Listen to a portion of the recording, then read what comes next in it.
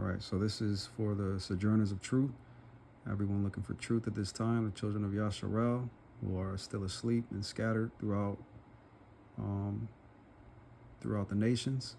May Yah bless you and keep you. May Yah make his face shine upon you and be gracious unto you. May Yah lift up his countenance upon you and give you peace. So, this inspiration is coming from two places. Yesterday I responded to someone's comment on social media where, they believe in the Artemis mission, going to the moon and stuff like that. And when the Bible, the Tanakh, the Torah, it clearly states in Job and Isaiah and other places as well that the earth is, it has foundations. There's pillars to the earth. There's Sheol below us. There's a firmament above us. It's essentially what we would call flat, right? We're not on a spinning ball going around and around. And this person's a pastor. So, for them to not have that understanding at this this stage is just kind of is disheartening. And especially when you give them the source material, the Bible scriptures of why I say what was already written. It's not me saying that the earth is flat. It's Yah through multiple prophets, through multiple passages, so on and so forth. Again, but that's not what this is about. This is about going through stormy times in the world, going through all the chaos, the dark clouds, the storms, and then, last night I had a dream about, I couldn't even remember the whole dream, but essentially it was, it kind of reminded me of Jonah, where our people are completely asleep and Yah is going to put us in the middle of a storm and then answer us from that storm if you choose to have a contrite heart and repent and all that stuff. So without further ado, let's jump into it. So this is something I posted today, right? I put, we wonder why we are going through the worst times in our lives right now. We collectively, the people of the world, Hebrews, non-Hebrews, everyone, we see injustice after injustice, right? We know through things like the Epstein files that pedos are running the governments. Simple logic should tell us that something is off with religion as well.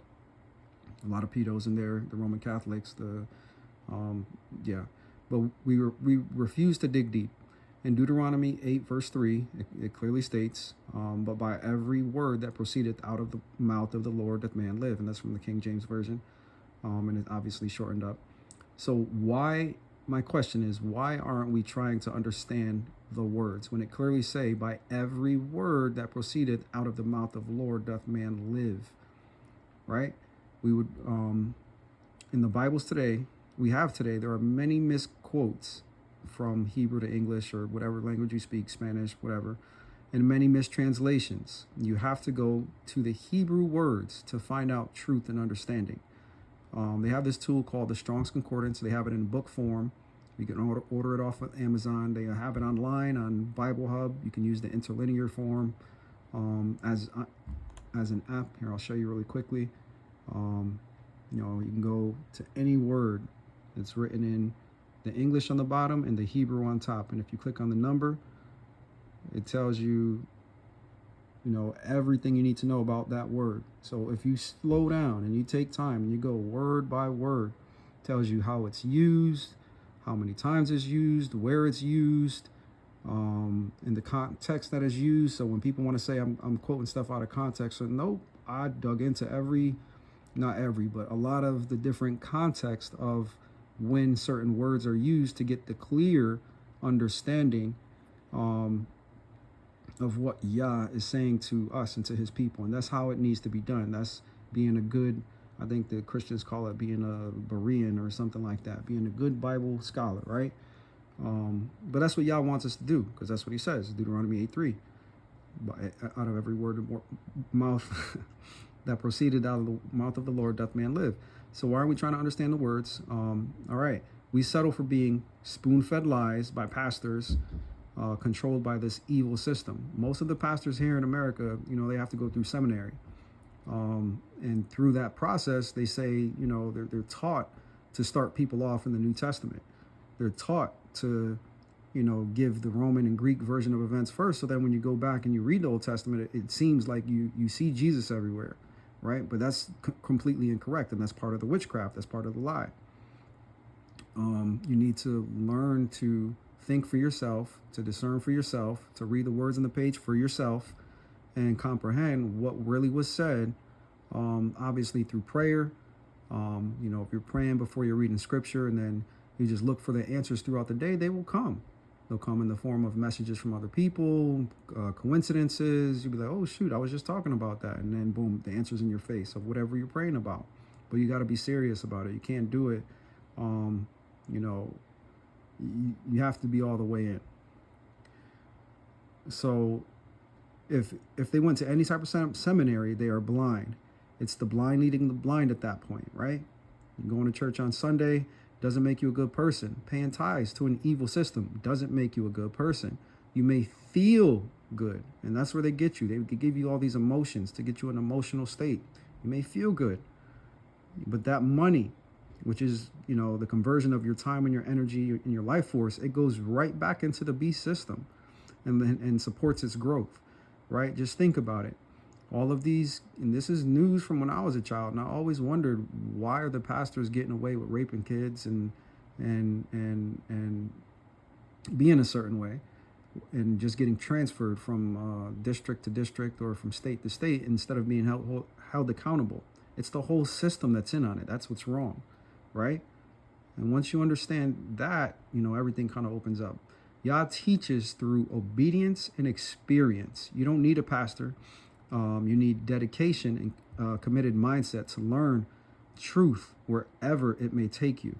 And the truth is stranger than fiction. It's very, you know, the things that were allowed to happen just for Yah to really make a point to the entire world this time, not just to the Egyptians, but to the entire world. His name is going to be made great because the words are going to start jumping off the page to people that's paying attention, right? Everything that he said in Isaiah is about to come true. In Jeremiah, right? In Baruch, all these books that we're told not to read, or everything happened already, or whatever, right? The world we live in is going to continue to get worse and worse until Yah's people, just like Jonah, stop running from their responsibility and do their purpose. You can't believe in a purpose, can't believe in a person. You have to do your purpose, right? In the story of Jonah, we can see a tempestuous storm, a whirlwind, surrounding Jonah while he's sound asleep in the belly of a ship, right? And that's essentially the stories of the Israelites today, what most people know as the African Americans. And it's not every African American, no. There's Hamites and other people mixed in. But a good portion of the African Americans are Israelites, and they don't know it. They are sound asleep, you know, while the storm is raging around us. We are supposed to be worshiping the God of the Hebrews, the God who created heaven and earth and the dry land, walking in his ways, yet we are ensnared in idolatry. Christianity, Islam, sports, paganism, you know, politics, all this stuff, it's idolatry. And at this point, we are so far gone, we don't even see it. It's going to get worse before it gets better. Way, way worse. Yes, it's bad already. When you think about it, you put things into perspective. Our land was taken. Nevada, Utah, northern Arizona, western New Mexico, that's the true promised land, and it was stolen from us, right? And then left desolate, essentially. Yes, there's people that live there, but not in the parts that we lived in. We used to live on the mountaintops, farm in the valleys. And our children were taken out of our arms, sold to other nations, families ripped apart, our men being hung on trees, and to this day, shot by police who are never held accountable, women too, you know, for that part. We're pitted against each other. Now the food is being poisoned. We eat like heathens, the opposite way of what Yah told us to eat. He told us no pork. What do we do? Well, let me get a bacon, egg, and cheese. He told us no shrimp. What do we do? Let me have some shrimp Alfredo. He told us no creeping things that, you know, is listed in Leviticus. Let me get some buffalo wings, right? And we wonder why no help is being sent our way. And then on top of this, they lie to us about Christianity and Jesus, and got the people that are interested in doing the right thing, interested in serving the Creator, stuck in a stumbling stone, which is religion and mainly Christianity. We are collectively stiff-necked and stubborn and continue to walk contrary to the ways of the Most High, and we love to live like this. In fact, we glorify it. We kill each other over shoes, change. We have sex with each other's wives. We sleep with the same sex, men and women. We plot evil against each other and wonder why the world is the way that it is. 2.6 billion Christians calling for Jesus, who is fake, and he left y'all on red 2,000 years ago, if that's the version of events you believe happened, which isn't true, but that's not the point here.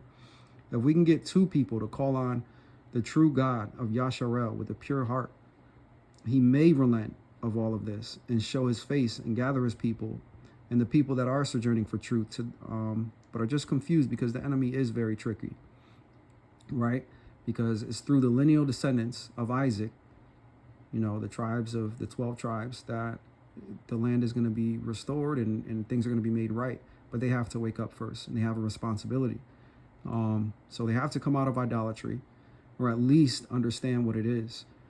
They could start there. And when you realize what idolatry is and how you were given lies by your parents and it was confirmed by the culture and the systems of this world, then maybe, just maybe, you can choose to walk correctly and walk in the way Yah prescribed for his people, right? The way of truth that Moses instructed the Hebrews when he said, choose life. The storm is upon us, the whirlwind, and this world will continuously be tempestuous until Yah's word is fulfilled, right?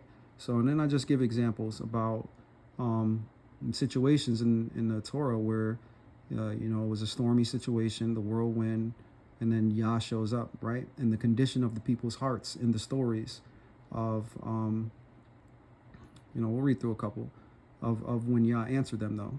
So we can, we'll start with Jeremiah 23. It says, behold, the whirlwind of the Lord is gone forth in fury, even a grievous whirlwind, and shall fall grievously upon the head of the wicked. The anger of the Lord shall not return until he have performed the thoughts of his hearts. In the latter days, which is now, you shall consider it perfectly. I have not sent these prophets, yet they ran. These are the pastors of today, right? I have not spoken to them, yet they prophesied, right? They want to talk like they know the word. What they need to do is be quiet and sit down and learn from the true people. But they want to be glorified. They want to take your money. They want, higher attendance numbers, which means more money for them and pats on the back from their masters.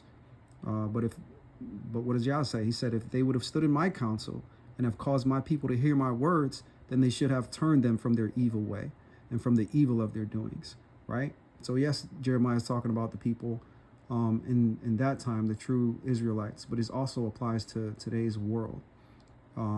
Because again, it says in the latter days, you shall consider it perfectly. What is this? Jeremiah 30:18. We'll read through that as well. Thus saith the Lord, behold, I will bring again the captivity of Jacob's tents, right? The house of Jacob, Jacob's tents. And again, so it's not talking about, from like the time of Egypt or the time of Babylon. It's saying again, I will have mercy on his dwelling places, and the city shall be built upon her own heap, right? At this time, Jerusalem was still standing, and it was standing after they returned from Babylon as well during the 70-year exile. So this is talking about us, just to be clear. And again, I'm telling you, Jerusalem is Great Basin National Park, so that will be built up again upon her own heap. That's where the city is going to be built. And the palace shall remain after the manner thereof. And out of them shall proceed thanksgiving and the voice of them that make merry. And I will multiply them, and they shall not be few. And I will also glorify them, and they shall not be small. Their children also shall be as aforetime, and their congregation shall be established before me. And I will punish all that oppress them. The United States, Ghana, the United Nations, all these people that are arguing over us right now. Y'all got something for you, right? All their nobles shall be of themselves, and their governor shall proceed from the midst of them. And I will cause him to draw near, their governor, their redeemer, their Messiah, and he shall approach unto me. For Who is this that engaged his heart to approach unto me? This is one person, right? Saith the Lord, and ye shall be my people, and I will be your God. Behold, the whirlwind, the storm, the tempest, right? The chaos, the dark clouds, goeth forth with a fury, a continuing whirlwind. It's always going to be dark. It shall fall upon the head of the wicked. The fierce anger of the Lord shall not return until he have done it, until he have performed the intents of his hearts. In the latter days you shall consider it. So until the Messiah gets it right and gets the people focused on where the land is, what they should be doing, what type of repentance is needed, it's just going to continue to get worse and worse. That's exactly what this verse just said, right? Continuing. So what's our, responsibility in all this? Again, like I just said, we need to repent. We need to offer Yah a broken heart, broken spirit, because that's what he accepts on his altar. Remember, a sacrifice is given upon an altar. So the sacrifices of God are a broken spirit and a contrite heart. So if you come to him in purity, crying, weeping, realizing that you were lied to, you were walking incorrectly, if you were even walking in any idolatry, or if you were an atheist, or if you didn't care, if you didn't, believe in anything, but we all got here somehow. Every single one of us. This world that we live in, this essentially giant terrarium that was created for us, it didn't just make itself, right? Everything was made with a purpose. Everything is too perfect and works too well together for it to just evolve and keep evolving. And no, Yah made everything and then set everything in motion. And here we are today, at the end of time. Continuing. So this is Job, right? And this is him offering his broken and contrite heart. It's just an example of it. And he says, oh, that my grief were thoroughly weighed and my calamity laid in the balances together. For now it would be heavier than the sand of the sea. Therefore my words are swallowed up. And then he also says, therefore I will not refrain my mouth. I will speak in the anguish of my spirit. I will complain in the bitterness of my soul, right? And this is the posture that we need to have when we come before the Most High. We need to come to him in like bitterness and anguish and repent, right? You can't worship the Ashtoreth, Ishtar, Easter god of fertility. You can't worship the goddess of the Zidonians. You can't worship the Baals and the Molechs and the Milcom. You can't worship all these things. And that's exactly what Jesus is. He's a combination of all three. And he's a combination of, he's like the Superman god of all the old gods put together, all mashed up into one. It's crazy. And it's crazy that they got away with it for so long. But again, they did have to, beat us, subject us, chase us off our land. There's multiple different reasons. But Yah told us it was all going to happen. And it did. And here we are. But continuing on to the story of Jonah now, it says, but the Lord sent out a great wind into the sea, and there was a mighty tempest in the sea, so that the ship was like to be broken. The mariners were afraid and cried every man unto his God, and cast forth the wares that were in the ship into the sea, to lighten it of them. But Jonah was gone down into the sides of the ship, and he lay, and he was fast asleep. So there's a storm going on. Again, I said this was like the Israelites, right? Everybody else is freaking out. The same thing that's going on today. You got ICE agents raiding the grocery stores and the daycares and the churches and people in trailer parks that, they get their food stamps cut off and all this and that. And everybody, black people, they're just like, we've been through this. We're chilling. We know, like, no, you can't be chilling right now. It's time to wake up and do your purpose. Yes, we know we've been going through the worst for the last 400 or 500 years, but it's time to step forward. So the shipmaster came up and said unto him, what meanest thou, O sleeper? Arise, O sleeper, arise, and call upon thy God. If so be that God will think upon us, that we perish not. This is what's required of us. We need to arise, right? Continuing on with the story of Jonah, I skipped a couple lines. And he said unto them, I am in Hebrew, and I fear the Lord, the God of heaven, which made the sea and the dry land. Then the men were exceedingly afraid, and he said unto them, Why hast thou done now? For the men knew that he fled from the presence of the Lord, because he had told them. Then he said unto them, What shall we do unto thee, that the sea may be calm unto us? For the sea wrought, and it was tempestuous, right? A storm surrounding Jonah. And he said unto him, Take me up and cast me forth into the sea, so that the sea shall be calm unto you. For I know that for my sake this great tempest is upon you. So right now, because the Israelites are still not listening, they're still in idolatry in this world, into sports, into the gym, into women, into lust, into everything, right? This is the same thing that happened to Jonah, the exact same thing. Nevertheless, the men rowed hard to bring it to the land, but they could not, for the sea wrought, and it was tempestuous against them. All right. Thus saith the Lord of hosts, Behold, evil shall go forth from nation to nation. So it's the whole world now involved in this storm, right? And this is what we see today in the world. There's chaos everywhere. You know, you got, and I don't know what's true about the war in Iran, but you got, missiles flying over there, and fake Israel and fake Iran. You got floods and famine and all this stuff, right? Going on all over the world. And it's been like this. But it says, Evil go forth from nation to nation, and a great whirlwind storm shall be raised up from the coast of the earth. And the slain of the Lord shall be in that day from one end of the earth even unto the other end of the earth. And they shall not be lamented, nor gathered, nor buried, and they shall be dung upon the ground. And that's Jeremiah 25:32. All right, so, but when the storm is over, Yah says in Proverbs 10:25 through King Solomon, As the whirlwind passeth, so is the wicked no more, but the righteous is an everlasting foundation. So the judgment is going to come, and it is here. And if you're walking in the words, the commandments of Yah, what he told the Hebrews to do, then you'll be good. You'll understand, and you'll get to go and live in the land and live in peace, right?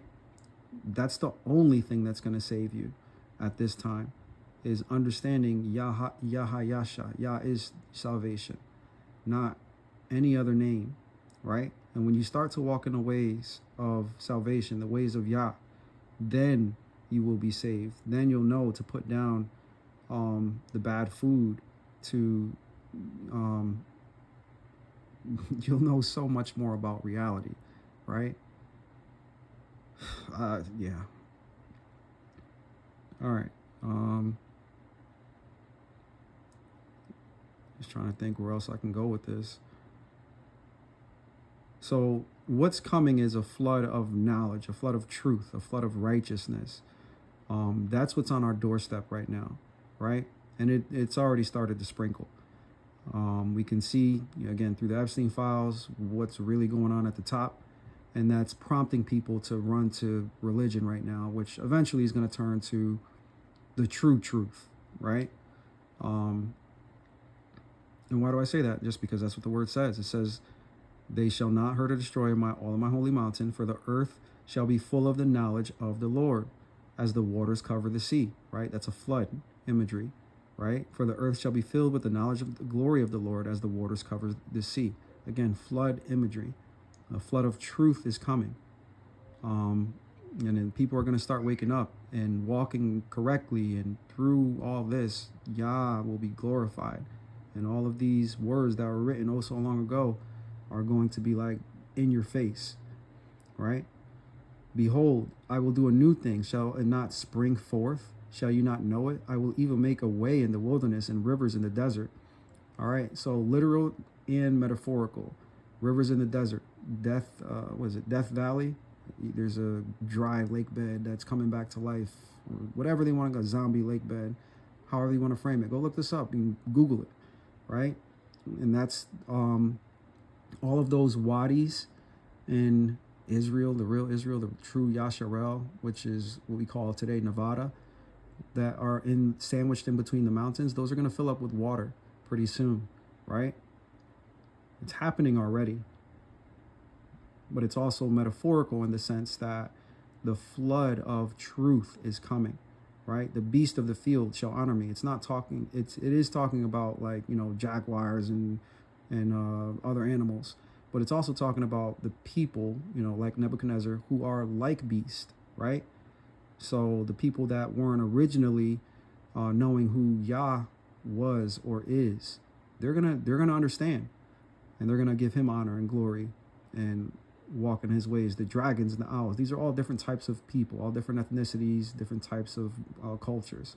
Because I give waters in the wilderness and rivers in the desert, to give drink to my people, my chosen, this people that I formed for myself. They shall show forth my praise, right? The true people of Yasharel, once they wake up.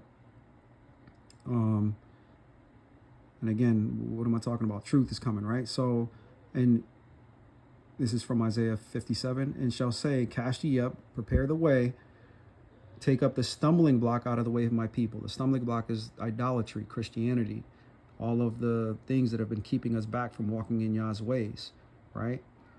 For thus saith the high and lofty one that inhabiteth eternity, whose name is holy. I dwell in the high and holy place with him that is of a contrite and humble spirit, to revive the spirit of the humble and to revive the heart of the contrite ones, right?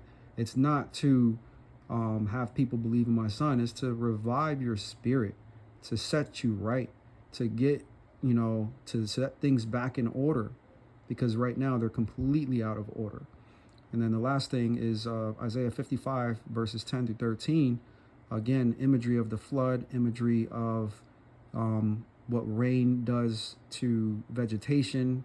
It helps things to sprout, right? That's why I believe the Messiah is called the sprout, is because he's sprinkling people with the word of Yah, right? For as the rain cometh down and the snow from heaven, and the returneth not there, but watereth the earth, and maketh it bring forth in bud, that it may give seed to the sower and bread to the eater, so shall my word be that goeth forth out of my mouth. It shall not return unto me void, but it shall accomplish that which I please, and prosper in the thing whereto I sent it.